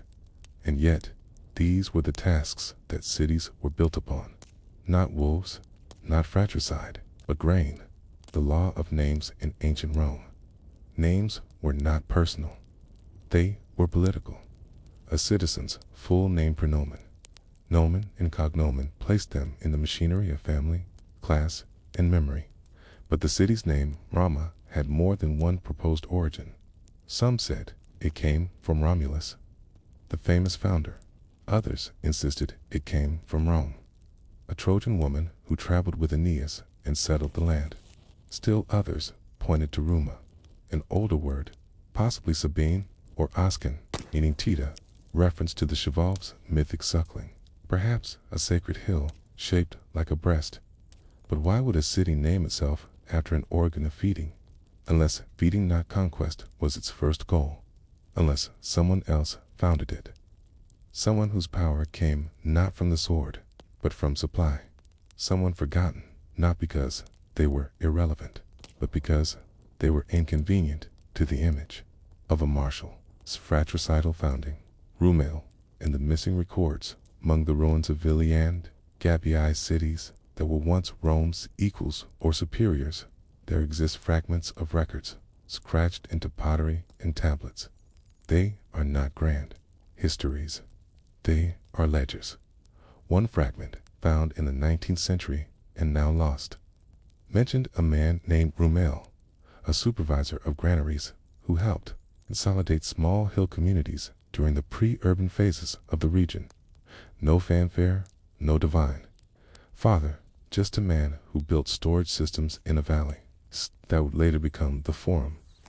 His name has never been officially accepted into Roman founding lore. It appears nowhere in Livy, nowhere in Dionysius of Halicarnassus, and yet the record of his deeds survives not in writing, but in soil. Beneath the Forum, beneath the Senate House itself, lie foundations older than any known to Romulus, storage pits, warehouses, wells lined with Etruscan brick, traces of settlement long before the supposed date of 753 BCE, before Romulus, before even the she-wolf who built them. And why was that name removed? The silence of the Senate. The Roman Senate was a guardian of memory, but only a certain kind of memory. During the Republic, the Senate commissioned official histories, Annales, Maximi, Acta, Senatus, and others to ensure continuity and control of Rome's image. When myths became politically useful, they were promoted. When details proved contradictory or threatening, they were lost. In 83 BCE, during the dictatorship of Sulla, a mysterious fire destroyed much of the Senate house and with it hundreds of years of archived records. It was called a tragedy, but some saw it as a convenient cleansing, because afterward, surviving records grew clearer, simpler, more aligned with the martial vision of Rome, more focused on Romulus, the founder king, and his successors. Rumel, gone. The early grain routes. REATTRIBUTED. The names of old hill villages and their leaders, folded into myth or dropped altogether. Even the term Ruma began to fade, replaced by Roma, a name more easily tied to Romulus, as if a single letter could delete a man. The politics of erasure, a state governed by speech and lineage. Erasing someone did not require assassination. It required silence. When emperors rewrote family trees, when senators re-edited oaths, when priests retimed festivals, they weren't just adjusting schedules. They were reshaping memory. And what could not be erased was reinterpreted. An old water conduit became a mythical spring. A forgotten hill temple became a monument to a goddess no one remembered. A grain supervisor became a helper of kings, never a king himself. The Senate, in its quiet reshaping, made Rome begin with conflict, not cooperation, with a death, not a ledger, with Romulus, not Rumel. The memory in stone but stones, remember what words do not. along the edge of the Palatine Hill, archaeologists have discovered a curious structure beneath later Republican buildings. Not a palace, not a temple, but a planning grid streets laid out in right angles. Unlike the haphazard growth of other early settlements, the grid suggests intentionality, resource planning, zoning, and at the center of this grid ancient drain leading downhill toward the Tiber. It's not dramatic, not legendary, but it's old. Older than the house of the Vestals, older than the Regia, king's house, older, perhaps, than the myth of Romulus. It suggests someone thought of this land as a city before it had a name, or perhaps before it had the right name, because the name Rome was always a choice, and choices are often made by those in power. The real founder's legacy who tried to erase the real founder of Rome. Perhaps it was the Senate. Perhaps it was later historians, eager to consolidate myths. Perhaps it was simply time. The way memory bends around stories that entertain more than facts that sustain. But the legacy of that cotton founder, be it Romel, Rome, or someone else, survives in quiet ways, in the way the aqueducts follow paths laid down before formal planning, in the way grain prices were always sacred, regulated by law from the city's earliest days, in the way the city worshipped Vesta, goddess of the hearth, more deeply than Mars, god of war, in the way mothers marked time, not by war, but by the harvest, in the way Rome, for all its blood, always relied on bread. The Tiber does not flow like other rivers. It wanders, bends, slips out of its banks. Without apology, it is not the longest river in Italy, nor the most beautiful. But for Rome, it was the first witness. The Tiber saw the city before the Senate, before the kings, before even the myths began to whisper in temple corners, and in its bends and silts and submerged banks. The river carried a version of Rome that the Senate could never fully control, because rivers do not forget. They carry fragment potsherds, bones, coins, old beams from bridges no longer standing, and sometimes, when the water recedes, they leave behind inconvenient memories. The first harbors were granaries before the Tiber was a trade route. It was a tool of survival. Settlements along its banks Vicana, Crustumerium, Antimarelet, not on conquest, but on access, to water, to fish, to fertile floodplains. They stored grain in pits near the riverbank, using clay-lined cells to keep moisture out and rats at bay. These weren't grand cities. They were practical clusters, provisional, adaptable, but in one curve of the Tiber where the river cuts eastward, near the future site of the Forum Boreum, archaeologists have uncovered strange regularities foundation trenches in long, linear rows, remnants of organized canal cuts, drainage systems older than the Servian wall. What do you need before a city? Water, storage, roads, and someone to organize them. Someone who saw a future in mud and reeds, in the very spot Rome would later claim as its beginning. But long before Romulus built walls, the Tiber had already been tamed by anonymous hands. Portus Tiberinus in the forgotten ledger. The Portus Tiberinus, Rome's early river port, was once a hub of quiet, relentless commerce. Not the loud barks of imperial grain ships yet. No marble docks. No statues of emperors, but ledgers etched in wax-dot goods, counted in silence. Fishermen, potters, farmers, all passing through the same channels, all floating baskets, jars, sacks. One such fragment discovered beneath the modern church of Santa Maria in Cosmodin, Rumama, followed by a faded term that may be Tribius, temple, or the Sor. No one knows for sure, but the style of writing predates the Republic, and the site, curiously, sits just across from the Era Maxima of Hercules, a Greek cult site imported into Roman soil, which raises another question. Why did the early Romans give such prominence to Greek rituals, but erase local administrators? Why memorialize Hercules, but not the man who built the grain docks? The Tiber floods the truth in 241 BCE. The Tiber flooded with such force that it submerged the lower forum. Scrolls were destroyed. Altars were relocated. Foundations were rebuilt. The Senate used this opportunity to redesign portions of the city. They paved over shrines of unknown gods, redirected footpaths that had followed older village tracks, standardized stonework in patterns borrowed from Greek colonies. It was an act of sanitation, but it was also an act of memory realignment, because the river had in its chaos revealed too much pre-Roman tools, inscriptions in non-Latin alphabets, clay tablets referring to names that bore no place in the Senate's version of the founding. Names like Tectum, Malevus, Rumal, and strange markers that didn't match Roman dating systems. Suddenly, the Senate doubled down on Romulus. The myth became canon, and the river's offerings were quietly buried under new temples. The disappearance of Rumale Thyr are many ways to disappear a man in ancient Rome. The most permanent was damnatio memoriata, condemnation of memory. Statues were pulled down, inscriptions chiseled off, names scraped from the scrolls. But Rumale, if he ever existed, did not suffer that fate. He was not condemned. He was ignored. Erasure by omission. No trial. No accusation. Just ... silence.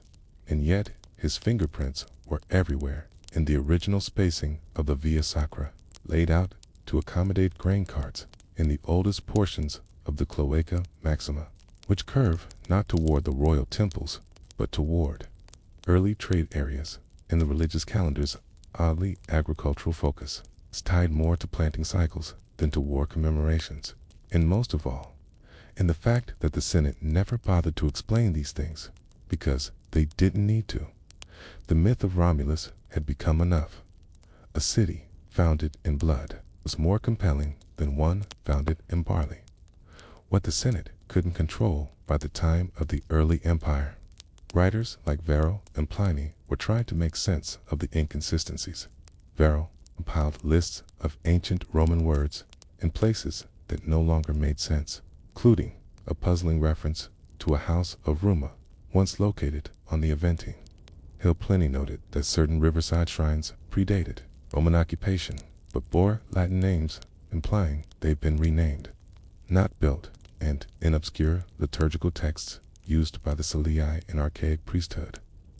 There are hymns with words so old and misshapen that no one could translate them.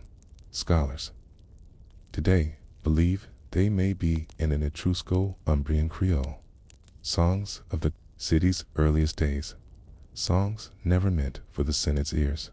A city buried in its own origins. Under Rome lie older Romes, not just in the architectural sense, but in the cognitive one. Beneath each Senate record lies a deleted clause. Beneath each temple, a leveled home. Beneath each myth, practicality.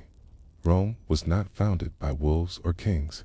It was built by planners, by counters, by anonymous men and women who dug drains, carried sacks, scheduled festivals around moon cycles and grain sprouting, and one of them, maybe more than one, had a name. The Senate chose not to repeat Rumal, the grain counter, the bridge finder, the forgotten founder. He may never have wielded a sword, but he made the land livable. And when Rome burned, again and again, it was his pattern they rebuilt. When the Emperor Hadrian commissioned a massive map of Rome de Forma Orbis Rami, he believed he was preserving the eternal city in marble. The map stretched across an entire wall of the Temple of Peace. It was intricate, meticulous, and deeply political.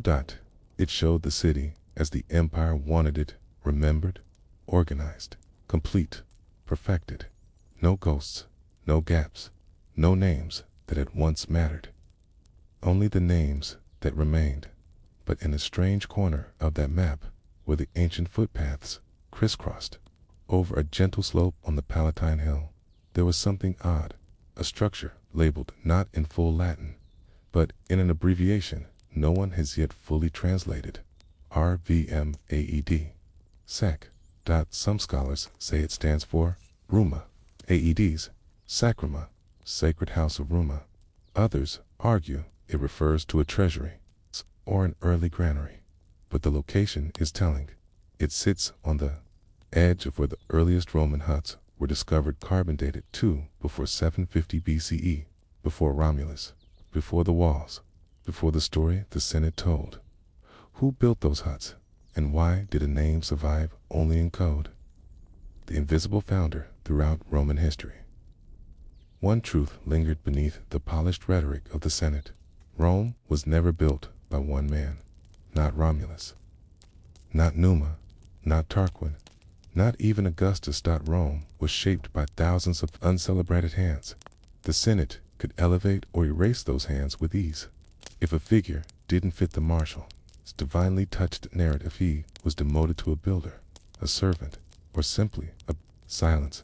But traces of that founder still linger in the dirt that won't forget, in shrines too old to have a known patron, in the weird bits of Roman ritual that make no sense unless you remember that before the city became an empire, it was a cooperative of farmers and merchants. The idea that Rome began with war was a later addition.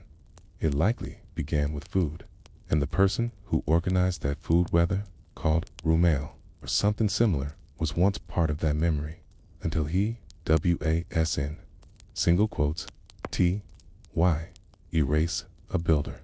Erasing a founder isn't always about malice. Sometimes it's about shaping identity. When Rome transitioned from monarchy to republic, it became essential to cast its origins in a light that justified its structures. Romulus, the killer of his brother, symbolized hard choices, necessary violence, the triumph of state over kin. RUMAL, if he existed, stood for something else: negotiation, cooperation, perhaps even multiculturalism. That wouldn't do, especially in a world where conquest had become Rome's primary justification for expansion. To embrace a founder who built with granaries and bridges would weaken the story, so he became a whisper. Oh, footnote, an abbreviation on a broken marble slab, and over time, even that faded, traces in ritual, and yet, some rituals endured that made no sense in the official myth. Why did the Vestals, Rome's holiest priestesses, begin each year with a grain-based offering? Why did the Lupercalia, ostensibly about Romulus and Remus, include invocations of unknown deities whose names were neither Latin nor Greek? Why did the Saliae, the ancient priesthood of Mars, dance in a rhythm older than any Roman music-wearing armor styles that had no place in Rome's known military history? The Senate explained these things as ancestral mysteries, but mystery is often a cloak for memory loss or memory denial. If Rome's founding was indeed messier, older, and more collaborative than its stories allowed, then these odd fragments may be the only survivors. Fossils in ritual, ghosts in liturgy, and behind them, perhaps a man who wasn't there anymore. The final disappearance sometime around the early 4th century CE. During the reign of Constantine, Rome began to digitize its memory, not digitally, of course, but ideologically. Pagan temples were repurposed, shrines were cleared or reassigned. Roman history was rewritten to accommodate Christian interpretation in this new framework. Romulus was cast as a pagan demigod, and anything older than him was suspect. Even the she-wolf was downgraded, her image fading from coins and murals, and anything older than the wolf, razed. No one now spoke of the storage pits under the Forum, BOARIUM. No one preserved the altar on the Palatine inscribed with RVM. No one taught children about the old footpaths that led nowhere. By the time St. Jerome wrote his Latin Vulgate in Bethlehem, the idea of a Rome that had begun with granaries was gone, not refuted. Just no longer said. Rome was always layers, but here is what the stones tell us. Beneath every church in Rome is a basilica. Beneath the basilica is a pagan temple. Beneath the temple, a republican shrine. And below that, grain pits, drainage channels, footpaths, and broken clay jars. Before there was glory, there was utility. Before there were heroes, there were planners. And somewhere in that dark, damp soil is the ghost of someone who knew what it would take to feed 1,000 people before the first wall was ever raised. Someone who wasn't a king, who wasn't myth, who didn't need a sword, only foresight. The Senate's final. Or did the Senate knowingly erase him? Perhaps not with malice, but certainly with purpose. Every society builds its myth, and Rome needed a myth of strength. So they polished Romulus until he's shown, and they let the grain man go. Quiet until only echoes remained. But even those echoes mattered, because in the quietest parts of Rome, beneath the noise of parades and triumphs and imperial speech-making, there are always names scratched into stone, calf-erased, always jars with the wrong symbols, always drains that bend the wrong way. Reminders that Rome was not born in blood, it was fed into being. Long after Rome had risen, ruled, and scattered its legacies to the corners of Europe, a quiet wind still moved through the stones of forgotten shrines, not the grand temples of Jupiter or the sweeping arches of Caesar's ambitions, but smaller places, private places, shrines tucked into hillsides, wells wrapped in thorn, stones half buried near abandoned farm roads, and in one of these a cave outside the old Latin city of Tusculum. There once stood a narrow altar, charred black from centuries of quiet fire. No statue, no golden mask, no triumphal inscription, just a name, carved in haste, Roman, a name that didn't quite belong, and yet it had survived, not in Rome, but on its silent edge, and for centuries after the last emperor was crowned.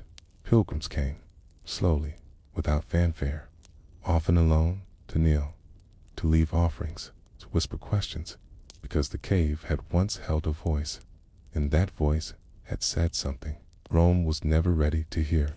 The oracle that shouldn't have spoken by the 2nd century CE. Most Roman oracles had grown quiet. The sibling books were locked away, consulted only during crisis.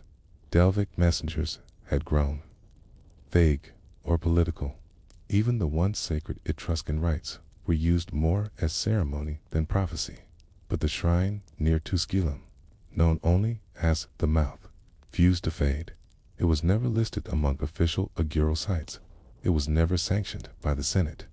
And yet, people kept going, because the oracle who served there, an old woman, whose name has never survived, was said to speak truths that no priest dared inscribe. She spoke in riddles, yes, but they weren't about war or harvest or plague.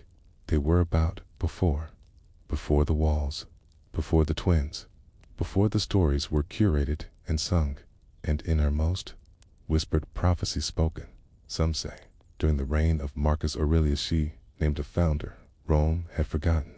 Before the wall, a name was laid in clay. It wasn't a formal pronouncement, not a procession, no torches, no scrolls, just a quiet moment, overheard by a merchant from Palestrina who had walked 2 days to ask whether to invest in olive oil or lentils. And before his question, the old woman murmured, before the wall, a name was laid in clay. And it was not Romulus. He asked what she meant. She did not repeat it, but he told others, and they came. More merchants, then a few scholars, then a disillusioned senator whose name was lost in the chaos of the Commodus era. Each left with a version of the same idea, that someone long before Romulus had etched his name into the earth, that this name was once honored, that the city had another founder, and that the Senate had buried him not in dirt, but in silence. Ruman, or Ruman. The name carved on the altar was Rumon, but Latin doesn't preserve vowels the way we expect. Some said the name was a variant of Rumella, name already whispered in obscure priestly hymns. Others said it was a regional spelling of Romulus, corrupted by time. But linguists argue otherwise. Rumen appears not only on the cave's altar, but in early Etruscan inscriptions to describe the river, now called Tiber. Rumen, the river, R-U-M-O-N, the giver, R-U-M-O-N, the source. Could the river and the founder once have shared a name? Or had the name become a title given to one who organized, built, or sheltered? If so, then the founder may not have been a man of blood and conquest. He may have been a steward, a keeper of grain, a builder of roots, a forgotten administrator whose memory survived only in river bands and cave echoes. Rome's earliest names had no source before Rome was Rome. The land was dotted with settlements: Lavinium, Alba, Longa, Fidna, Gabii. Each had its own leaders, gods, dialects, but they shared more than they differed: paths for trade, festivals for planting, systems for storing grain. The early Latin League wasn't forged by war. It was coordinated by need, and at the center where rivers met and plains widened, someone began to organize that chaos. No name survives in formal record, but fragmentary contracts carved into lead near V's speak of a governor of crossings, a navarca manager of ferries and floodplains. The role predates Rome by at least a century. Some scholars believe Rumen was not a name, but a title given to whoever held that post, and that one man in particular, perhaps in the 9th century BC, he held it so well. His memory lingered, not in glory, but in structure. And when Rome grew into itself, it found those structures waiting, unacknowledged, but essential. When the empire was ready to forget as Christianity became the state religion, many shrines were shuttered, the mouth was sealed, pilgrimages stopped. The prophecy was not declared heretical because it had never been written. It simply vanished. And when later historians like Livy or Tacitus described Rome's origins, they began with Romulus. No mention of cave or whisper or grain. The idea of a builder before the founder was no longer useful. Rome's story had become divine, imperial, unstoppable. A mystery man in clay sandals had no place in that architecture, and so the cave near Tusculum fell into silence. Vines overtook the stones. The altar blackened and crumbled, but the name lingered, scratched shallowly into a wall, RVM on, and in that name a mystery Rome never solved, or perhaps never wanted to. The cave outside Tusculum never had an official name. To later scribes, it was simply ad rupum, the rock. Its interior was narrow, sloped downward like a curled fist, and damp with the scent of time. No grand entrance marked the site, just weathered shrubs and a few limestone steps so shallow it barely looked intentional. But the pilgrims who came there over generations knew exactly where to stop. In the far left wall of the cave, smoothed by age and ash, a single carving could be made out, neither centered nor framed, but deliberate. RVM on. Not Romulus, not Remus, not Jupiter, not Mars. A name with no story at least none anyone had permission to repeat. There were no myths about Rumen, no legends, no wars, no brothers, no wolves, just a name. And in a city that had defined itself through story, Rumen was a problem, because if he came first, that name predated Romulus, then Rome's own myth of violent birth began to falter, and the version where walls were built over blood became just that, a version. The rituals that refused to die. The problem with erasure, though, is that it's rarely complete. You can silence a name, you can ban a pilgrimage, you can seal a shrine, but rituals linger, especially the boring ones. Every year in early March, long before Christianity reached Rome, peasants around the Alban hills would perform a small ceremony called the Primus Aqua. It was nothing dramatic, a slow walk, a wooden cup dipped into an old spring, a muttered line of thanks. The spring they used flowed near the cave. In the phrase they whispered, later recorded by a curious monk in the 6th century, was Gracias tibi qui primus hausit. Thanks to you who first drew, not a god, not a general dot, someone who fetched water, someone remembered only for utility. That's not the kind of figure who gets marble statues, but it's exactly the kind who survives in rituals, and many now believe the primus aqua was for RUMON, not for founding a city, but for making it livable. A city needs more than a story room. Its foundational myths are filled with conflict, fratricide, rape, augury, wolves. But what built the city wasn't violence. It was labor. And someone had to do that labor first. Someone had to dig the first ditch for water. Runoff. Someone had to mark a place for firewood.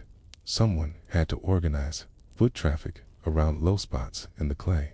And that person wasn't necessarily remembered, because memory belongs to the literate, to the senators, the priests, the poets.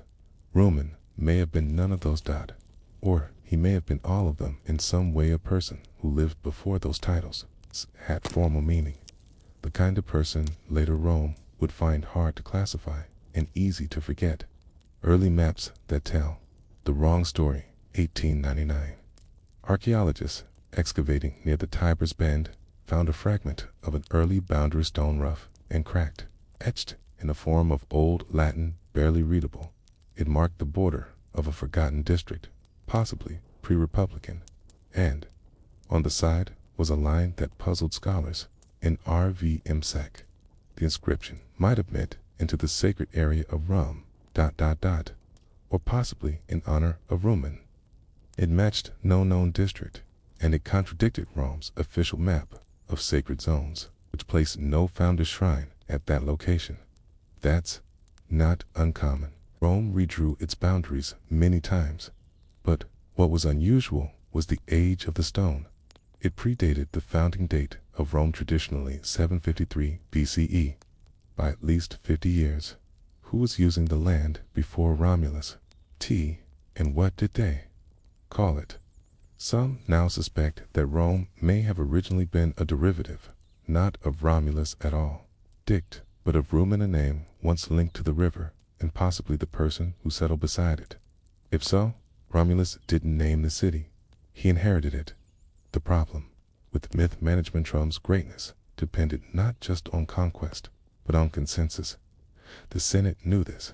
So did the emperors. That's why the stories mattered. They were repeated in triumphs, etched in marble, sung at festivals. Romulus, the founder; Remus, the fallen. It was a story that explained everything. Why Rome fought, why it ruled, why it endured. There was no room for another name, especially not one associated with water and work and rural shrines. So when an oracle whispered a different version in a cave, it wasn't just strange, it was dangerous, because stories are fragile, and even a single wrong name, spoken at the wrong time, can start to unravel the whole. The whispered reaction. There are no formal records of how the Senate responded to the oracle's prophecy, but fragments of letters between two minor officials, preserved in wax tablets recovered near Pompeii, suggest alarm. One writes, "There are whispers again near the hill. Pilgrims seek the shrine not named. I recommend quiet relocation of the priestess before spring." Another responds, "Let the place rot. Ceiling stones shall be sufficient. Let her gods starve." Within a decade, cave had collapsed. Some say intentionally. The oracle was never heard again, and the name faded once more. But it had already been spoken, and once a name was spoken, it never entirely disappears. Why this still matters now in the study of Rome. Rumen is a footnote, mentioned in the margins, raised occasionally at conferences on Etruscan influence, but not widely taught, not officially recognized. And yet, When archaeologists walk the slopes of the Palatine Hill, they still find pre-Roman layers, fences that had no military function, wells too old for records, and foundations aligned not to the city's later grid, but to the gentle bend of the land. Someone lived there before Rome. Someone worked there before Romulus, and in the quiet, damp air of the forgotten cave outside Tusculum, a voice once whispered that name, only once, and then went silent. But the soil remembers, and perhaps, in its silence, still holds the full story, waiting for someone willing to see it, not in myth, but in mud. The cave had collapsed, or it had been sealed. The records don't agree. And perhaps that is the clearest sign that something was erased. In the centuries after the oracle's whisper, there are only passing references to a dangerous superstition near Tusculum. A few later Christian writers mentioned a blasphemous shrine with no name, only a muttered lie, but no details. The location faded from maps. The footpath vanished under moss and tilled land, and the name, Ruman, was quietly replaced by the one history chose to keep: Romulus, the wolf-raised warrior, the fratricidal king, the myth worth repeating. Underneath that repetition lies something older, structure, set of choices made before the story began. A foundation so dull and necessary that it came invisible, because history has never been fond of builders. It prefers founders. It glorifies those who end one age and begin another. But someone always comes before the founder, and that person is almost always forgotten. The pattern of Arizarome is not unique in this. Civilizations from every age and corner of the earth have edited their beginnings. In Egypt, the name of Hatshepsut was chiseled out, her statues buried. In Mesopotamia, early rulers were given exaggerated lifespans to eclipse those who preceded them. In China, entire schools of philosophy were burned to elevate a single dynastic truth. Erasure is a ritual, not just of suppression, but of simplification. In Rome, despite its famed bureaucracy and libraries, it was no different.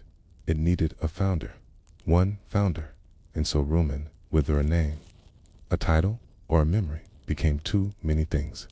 He might have been a waterkeeper, a ferrymaster, a quiet administrator who managed cattle crossings and seasonal floods. He may have led no army, claimed no divine parentage, shed no blood. And that was the problem. He didn't fit the mold, so he was left out of the story. The soil remembers in 1987, during restoration work near the ruins of Tusculum. A team of archaeologists found a shallow depression in the earth, just a few feet across, lined with stones, ashes inside. Nothing grand. No statues, no offerings, no temple complex, just a small fire pit with burned olive branches and broken pottery, and buried in the soot was a single object. A shard of terracotta with 3 scratched letters, R-V-M, no context, no inscription, just a fragment of a name no longer spoken. It wasn't enough for a museum, but for those who had studied the cave, it was a whisper, proof that the place had once meant something, that someone had come to remember. Even after the shrine was closed, even after the voice was gone, even after Rome itself had become ruins, the voice that didn't return. What happened to the last oracle? There are no burial records, no martyrdom tales, no stories of exile or transformation. She disappears. In earlier ages, oracles were said to become birds, winds, shadows. But this one became something even quieter. A question, one that lingers. Who was Roman? Was he the man who first settled the bend in the river? A builder of paths? A farmer whose storehouse later became a city square? A name that meant the one who draws water? Or was Roman not a man at all, but a memory, a community forgotten, a dialect not written, a shrine that served its people until another story needed their place? Sometimes a name survives not because it was important, but because someone quietly repeated it over generations, whispered it into walls, carved it under tables, wrote it on the backs of ledgers. That's what Rumen became. Not a figure, but a footprint. Lessons from a buried. Named The Story of Rumen is not the story of a hero. It's the story of a missing page. A footnote that history hoped no one would reread. But buried in that omission is something useful, something quietly radical. Because if a city as powerful as Rome was built, at least in part, by someone it chose to forget, then how many other beginnings have been misnamed? How many first bricks were laid by hands we no longer credit? How many systems, roads, rituals, schedules, sanitation, came from those we never sculpted in stone? This is the sleepier side of history. It has no climax, no coronation, no divine sign, only the slow work of survival, the ordinary logic of communities keeping warm, storing grain, channeling water. Rumon, if he existed, might have done just that, and, in doing so, may have started something that outlived him by thousands of years. The oracle's final thought there is a single surviving sentence attributed to the last oracle of the cave, recorded indirectly by a monk named Aelius of Subura in a 9th century margin note. He was copying a theological treatise when he suddenly scribbled a reflection, perhaps to himself. The woman of the cave once said, "All names begin in silence," but not all survived the noise. It's unclear if Aelius ever visited Tusculum, or if the quote is apocryphal, but it matches her style. Quiet, unresolved, heavy with metaphor, and it contains a lesson that lingers. Stories begin before the storyteller's foundations are laid by those who never see the roof, and the most important names in history may be the ones not written. What history leaves behind today. When visitors walk the Palatine Hill, they are guided past the house of Augustus, the Forum, the Temple of Saturn. There are signs, tours, reproductions, but no one mentions Rumon. No one points toward Tusculum. The shrine is gone. The altar has crumbled, but in the soil, in the rituals forgotten, in the scratched fragments of pots, there's a different story. One that isn't grand or heroic, but real. A story of how cities are not born, but assembled by people whose names are too ordinary to remember, by builders, water drawers, planners, quiet oracles who spoke once, then vanished. And when you fall asleep tonight thinking of ancient Rome, remember this. Before the myths, before the marble, before Romulus raised his sword, someone fetched water, someone lit the first fire, someone walked a bend of the Tiber and thought, quietly, this will do, this will do.